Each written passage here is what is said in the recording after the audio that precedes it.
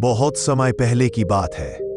एक शांत और सुंदर गांव में एक बुद्धिमान बौद्ध भिक्षु रहते थे जिनका नाम आनंद था।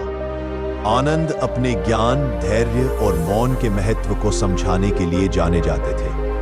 वे अक्सर गांव वालों को सिखाते थे कि चुप रहना कैसे हमारे जीवन में शांति और संतुलन ला सकता है। गांव में एक युवा व्यक्ति था जिसका नाम सूरज था। सूरज बहुत बातूनी और उत्साही था।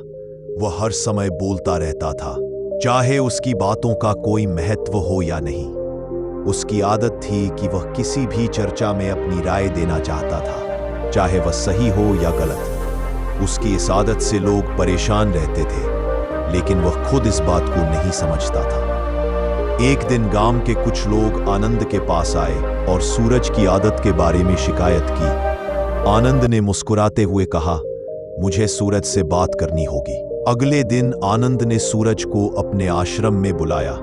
सूरज खुशी खुशी वहां पहुंचा और बोला, गुरुजी, आपने मुझे बुलाया। आनंद ने धीरे से कहा, हाँ सूरज, मैं तुम्हें एक कहानी सुनाना चाहता हूं, क्या तुम सुनोगे? सूरज ने उत्सुकता से कहा, जी गुरुजी, मैं जरूर सुनूंगा। आनंद ने कहना शुरू किया। बहुत समय पहले की बात है। एक राजा था जो बहुत ज्ञानी और न्यायप्रिय था। उसका एक वफादार मंत्री था जिसका नाम चंद्र था। चंद्र राजा का प्रिय था और हमेशा उसकी सलाह मानता था। लेकिन एक बात थी जो चंद्र को परेशान करती थी। राजा की आदत हर छोटी बड़ी बात पर तुरंत प्रतिक्रिया देने की थी। राजा को बोलने की आदत थी, चाहे वह आवश्यक हो या नहीं। चंद्र ने सोचा कि राजा को चुप रहने के महत्व के बारे में सिखाना चाहिए। एक दिन चंद्र ने राजा से कहा, महाराज, मैं आपको एक महत्वपूर्ण बात बताना चाहता हूं। राजा ने कहा, बिल्कुल बताओ चंद्र। चंद्र ने कहा, महाराज, क्या आप जानते हैं कि मौन में कितनी शक्ति होती है? कभी कभी चुप रहना ही सबसे बुद्धिमानी होती है। राजा ने इसे हल्के में लिया और कहा, मैं समझता हूं, लेकिन मैं तो राजा हूं, मुझे बोलना ही पड़ता है। चंद्र ने राजा को एक परीक्षण की सलाह दी। उसने कहा, महाराज, आइए एक सप्ताह के लिए एक प्रयोग करें। इस दौरान आप केवल तभी बोलेंगे जब बिल्कुल आवश्यक हो। देखें कि इसका क्या परिणाम होता है। राजा ने चंद्र की बात मान ली और परीक्षण शुरू हो गया। अगले कुछ दिनों में राजा ने पाया कि जब वह कम बोलता है तो लोग उसकी बातों को अधिक गंभीरता से लेते हैं। उसने देखा कि उसकी समझदारी और निर्णय लेने की क्षमता बढ़ रही है। राजा ने महसूस किया कि जब वह चुप रहता है तो उसे सोचने और सही निर्णय लेने का अधिक समय मिलता है। वह अपनी गलतियों को भी बेहतर ढंग से समझ सकता था। इस प्रयोग के अंत में राजा ने चंद्र को बुलाया और कहा, चंद्र, तुम सही थे। चुप रहना वास्तव में बहुत महत्वपूर्ण है। इससे मुझे शांति और संतुलन मिला है। चंद्र ने मुस्कुराते हुए कहा, महाराज, यह सच है कि कभी कभी चुप रहना ही सबसे बड़ी बुद्धिमानी होती है। मौन में शक्ति होती है और यह हमें आत्मसंयम और समझदारी सिखाता है। सूरज ने गहराई से सोचा और फिर आनंद की ओर देखा।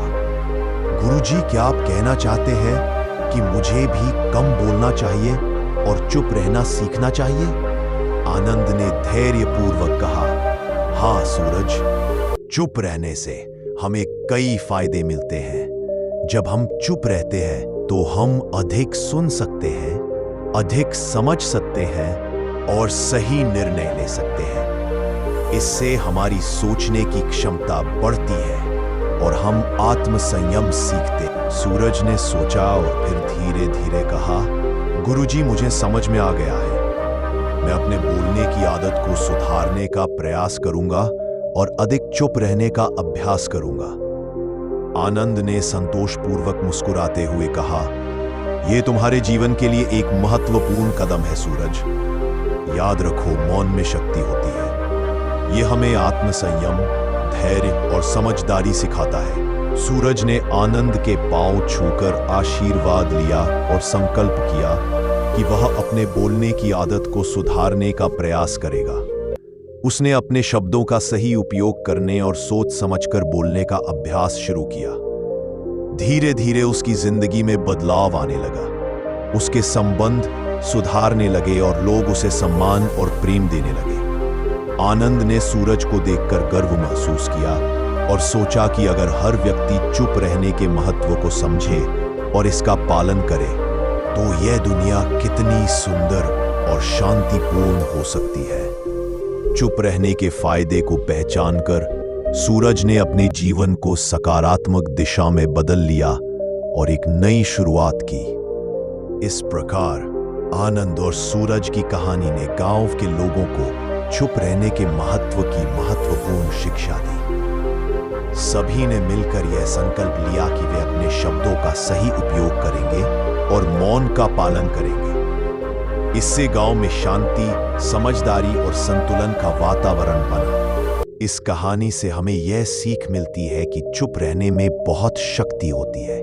मौन हमें आत्मसंयम, धैर्य और समझदारी सिखाता है। जब हम चुप रहते हैं तो हम अधिक सुन सकते हैं, अधिक समझ सकते हैं और सही निर्णय ले सकते हैं। इसलिए हमें मौन का महत्व समझना चाहिए और इसे अपने जीवन में अपनाना चाहिए।